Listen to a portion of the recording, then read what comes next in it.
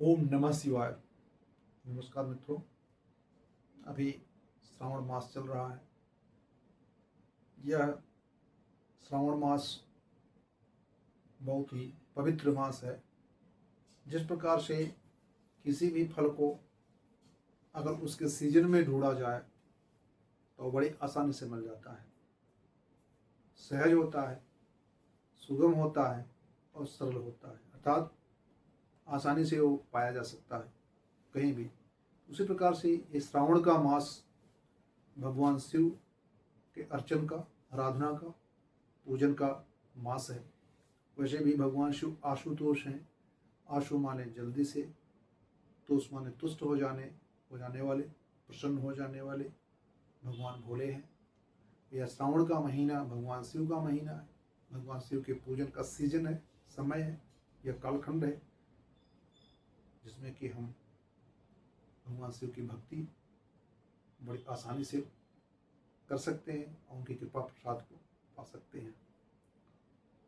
श्रावण के महीने में बूंदें एक तरह से भगवान शिव को अर्पित हो रही हैं और जगह जगह से कांवड़ का जल उठाया जा रहा है और उसको ले जा करके गांव के में या प्रसिद्ध मंदिरों में चढ़ाया जा रहा। अमरनाथ की यात्रा भी भगवान बम भोले के दर्शन के लिए चल रही है, छड़ी मुबारक चल रही है वहाँ पहुँचने के लिए।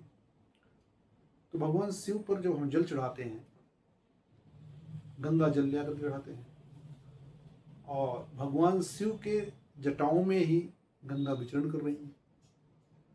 हमारे यहाँ धर्म में हर चीज का अपना कोई प्रतीक होता है, कोई सिंबल होता है। तो शिव जी की जटाओं से निकली हुई गंगा को ले आकर के हमने फिर शिव जी पर चढ़ा दिया। आरती में हम गाते हैं, तेरा तुझको अर्पण क्या लागे मेरा।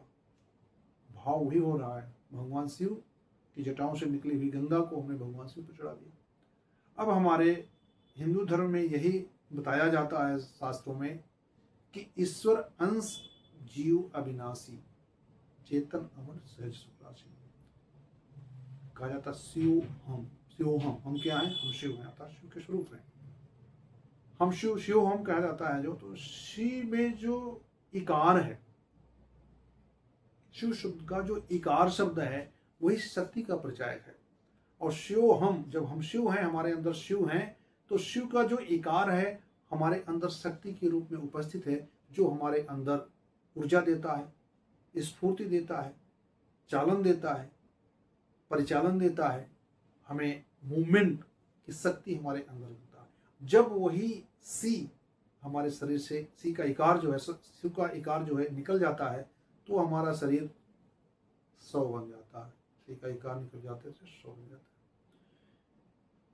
तो शिव हम, जैसे हमने शिव की जटाओं से निकली हुई गंगा जल को लेकर भगवान शिव के ऊपर अर्पण कर दिया, उसी तरह से ईश्वर अंश जीव अविनाशी, हम कहाँ हैं, आत्मा हमारी कहाँ है, ईश्वर का एक अंश है। जिस प्रकार से शिव की जटा से निकली हुई गंगा के जल को हम उठाते हैं, भरते हैं, ले आते हैं, कि आप देख रहे होंगे कांवड़ में कितनी परेशानियां होती है लोगों को, फिर भी शिव की वो शक्ति जयकारा के साथ, शिव के नाम का जयकारा के साथ में लोग कितना बड़ा कितना वजन जो है कलश भर करके जल का ले आकर के शिव जी पर अर्पण करते हैं। तो उसी प्रकार से शिव जी से निकली हुई जटाओं से गंगा जल को ले आकर के फिर शिव जी पर चढ़ा दिया। तो हमें ये संकेत दिया जाता है, हमें यह सुझाव दिया जाता है कि हम भी कहीं से निकले हैं तो हमें भी वहीं जाकर के मिलना है। ईश्वर अंश जीव अविनाशी, हम क्या है? ईश्वर के अंश हैं। हमारी आत्मा जो है परमात्मा का अंश है। तो उसी प्रकार से गंगा जल की ही तरह से हमें जो है अपनी आत्मा को परमात्मा से मिलाने का प्रयत्न जरूर करना चाहिए। ईशावास्यम इदम सर्वम यत किंचित जगत्याम जगत तेन त्यक्तेन भुज्जी था मागधा कस्स धनम। ईशावास्यम में आया हुआ है। तो जो भी संसार में जो कुछ भी, सब में ईश्वर का वास है। इसी के लिए सामान्य भाषा में कहा जाता है, कंकड़ में शंकर हर जगह। तो भगवान शिव जी एक अस्तित्व के देवता हैं। देव, दानव, मनुष्य, किन्नर, गंधर्व, यक्ष सभी समान रूप से भगवान शिव की पूजा करते हैं।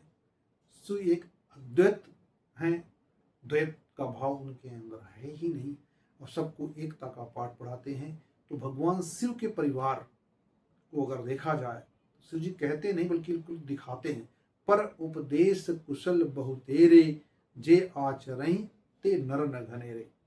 ऐसा नहीं कि शिव जी केवल उपदेश दे रहे हैं लोगों को, खुद करके नहीं दिखा रहे हैं। अगर भगवान शिव के परिवार को देखा जाए कि कितना विभिन्नताओं से भरा हुआ है। माता पार्वती की सवारी जो सिंह है, भगवान शिव की सवारी बैल है। कितना विरोधाभास है दोनों योनियों में। कार्तिकेय जी के वाहन जो है मयूर है, शिव जी के गले में सर्प है। कितना विभेद है मयूर और सर्प में। पुत्र गणेश जी की सवारी जो है चूहा है, भगवान शिव गले में विषधर सर्प है। चूहे और सर्प में कितना वैर है।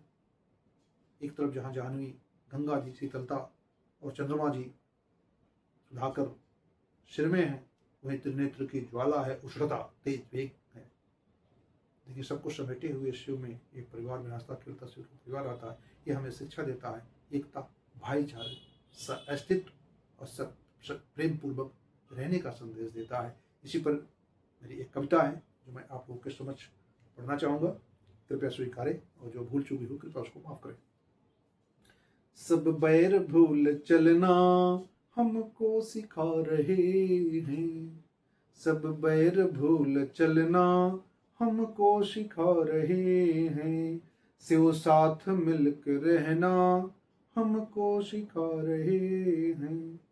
केवल नहीं सिखाते करके भी हैं दिखाते, केवल नहीं सिखाते करके भी हैं दिखाते, दुश्मन के साथ बसना दुश्मन के साथ रहना हमको सिखा रहे हैं। कैसे? एक तरफ सर्प, दूसरी तरफ मयूर, एक तरफ सर्प दूसरी तरफ चूहा, एक तरफ सिंह दूसरी तरफ बैल नंदी।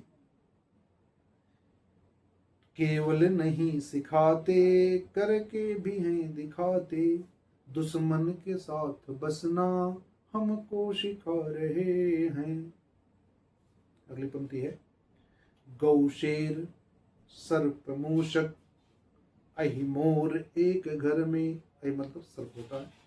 गौ शेर सर्प मूषक अहि मोर एक घर में, गौ शेर सर्प मूषक अहि मोर एक घर में, परिवार बन के रहना हमको सिखा रहे हैं, सब बैर भूल चलना हमको सिखा रहे हैं, शिव साथ मिल के रहना हमको सिखा रहे हैं।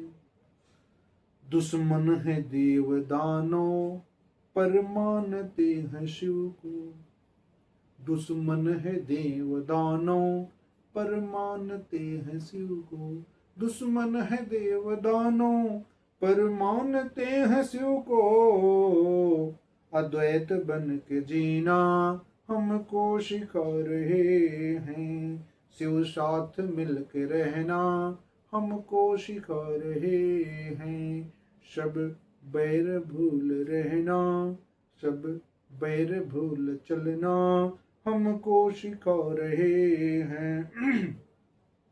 शिवरात्रि जब भी आती काली निशा के पहले, शिवरात्रि जब भी आती, शिवरात्रि और महाशिवरात्रि फाल्गुन कृष्ण पक्ष की चतुर्दशी महाशिवरात्रि होती है, और 12 महीनों में जो अमावस्या के पहले आती है उसको शिवरात्रि कहा जाता है, और फाल्गुन कृष्ण चतुर्दशी को महाशिवरात्रि के नाम से जाना जाता है।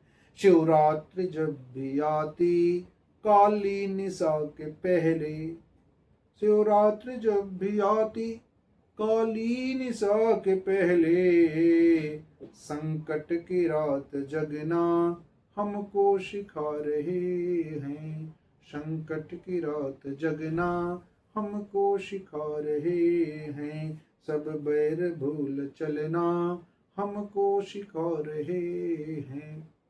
शिवरात्रि जब आती है तो अमावस्या के एक दिन पहले भगवान शिव की पूजा किया जाता है, क्योंकि रात्रि घनघोर होती, काली होती है, और निशाचर जो कहा जाता है अर्थात निगेटिव शक्तियाँ, भूत पिशाच जो भी आप मान लें, नकारात्मक जो शक्तियां हैं अंधकार में ज़्यादा प्रभावशाली हो जाती हैं, शक्तिशाली हो जाती हैं, तो उससे सजग रहने के लिए, सावधान रहने के लिए, उनसे बचाव करने के लिए एक दिन पहले भगवान शिव की आराधना पूजन किया जाता है और अपने को उस नकारात्मक शक्तियों से बचाने के लिए भगवान शिव की आराधना पूजना और रात्र जागरण किया जाता है। गंगा का बेग सिर में, त्रिनेत्र तीव्र ज्वाला। गंगा का वेग सिर में, त्रिनेत्र तीव्र ज्वाला। गंगा का बेग सिर में, त्रिनेत्र तीव्र ज्वाला। आवेश रोक रखना हमको सिखा रहे हैं, शिव साथ मिलके चलना हमको सिखा रहे हैं। सब बैर भूल रखना हमको सिखा रहे हैं। गंगा का कितना ज्यादा वेग है, नेत्र का कितना ज्यादा, नेत्र का कितना ज्यादा ज्वाला जो है, कितना प्रवेग उसमें है, कितने उठता है, कितना तीव्रता है, कितना तेज है। लेकिन शिव जी उसको अपने अंदर समेटे हुए एक भोला जैसा रहते हैं, बड़ी जल्दी संतुष्ट हो जाते हैं। भक्तों के लिए अवघड़दानी के नाम से जाने जाते हैं। विषधर गले सुधाकर, सिर की बढ़ाते शोभा। विषधर सर, सुधाकर चंद्रमा। विषधर गले सुधाकर, सिर की बढ़ाते शोभा। विषधर गले सुधाकर, सिर की बढ़ाते शोभा। सुख दुख के साथ सजना, सुख दुख के साथ सजना हमको सिखा रहे हैं। ये बहुत बड़ी सीख जो है भगवान शिव जी देते हैं। एक तरफ जो है विषधर सर्प हैं, दूसरी तरफ जो है सुधाकर चंद्रमा है, शीतल हैं। तो ये विषधर हलाल विष को धारण करने वाले हैं, लेकिन दोनों में सम स्थिति बनाए रखना। क्या सोना, क्या मिट्टी, क्या सुख, क्या दुख, क्या हर्ष, क्या विषाद, ऐसी परिस्थितियों में, द्वैत की परिस्थितियों में अपने को सम रखना। सुख दुख में, अमीरी गरीबी में, संकट में, सुख में, सोने में, मिट्टी में, ऐसी फर्क नहीं रख करके अपने को सम भाव रखना, अपने में धैर्य रखना, हिम्मत रखना, साहस रखना, मनोबल को बनाए रखना, अवसाद में ना जाना, स्ट्रेस में ना जाना, तनाव में ना जाना, अपने को स्टेबल रखना, अपने को अद्वैत की तरह से द्वैत में नहीं फंस करके द्वैत की भावना को यहाँ जागृत करते हुए भगवान शिव जी बताते हैं कि सुख दुख तो आते जाते रहते हैं, सुख है, दुख है, हर्ष है, विषाद है, मान है, अपमान है, इत्यादि में उद्वेलित नहीं होना चाहिए, सम रहना चाहिए। तन भस्म है लगा नारेश्वर यही है शंकर। तन भस्म है लगा नारेश्वर यही है शंकर। तन भस्म है लगा नारेश्वर यही है शंकर। ओ काम भस्म करना, ओ काम भस्म करना हमको सिखा रहे हैं। ओ काम भस्म करना हमको सिखा रहे हैं। भगवान शिव जैसे कौन सी विभूतियां अछूती हैं, लेकिन फिर भी तन में भस्म रमाते हैं, तन में भस्म ही लगाए रहते हैं और अर्धनारीश्वर रूप में है, आधा पुरुष और आधा नारी अर्धनारीश्वर रूप में शिव जी हैं। लेकिन फिर भी काम से दूर कामदेव को उसने भस्म किया था अपने बस में। यह शिक्षा हमको भगवान शिव दे रहे हैं, हमें अपने इंद्रियों के, अपनी कामनाओं को बस में रखना। ना जा तो कामा कामा नाम भूगे सावमति हविषा किष्ट वर्त में भूया यो अभिवृत्ति। कामनाओं के उपयोग से, भोग से कामनाएं शांत नहीं होती है। इसको मनुस्मृति में कहा गया है, ना जा तो कामा कामा नाम भोगे साम्यति हविषा किष्ट वर्त भूया यो अभिवृत्ति। भगवान शिव की शिक्षाएं थी।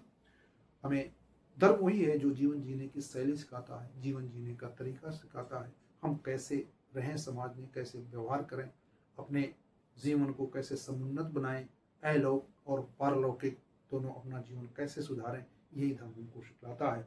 तो सब बैर भूल चलना हमको सिखा रहे हैं, शिव साथ मिल के रहना हमको सिखा रहे हैं। नमस्कार मित्रों, ओम नमः शिवाय। अगर मेरा वीडियो आप लोगों को अच्छा लगा हो तो आप मेरे चैनल को प्रमोट करें, अपना आशीर्वाद प्रदान अवश्य कर, हमको ऊर्जा प्रदान करें, हमारा मनोबल बढ़ाएं। सादर धन्यवाद। ओम नमः शिवाय।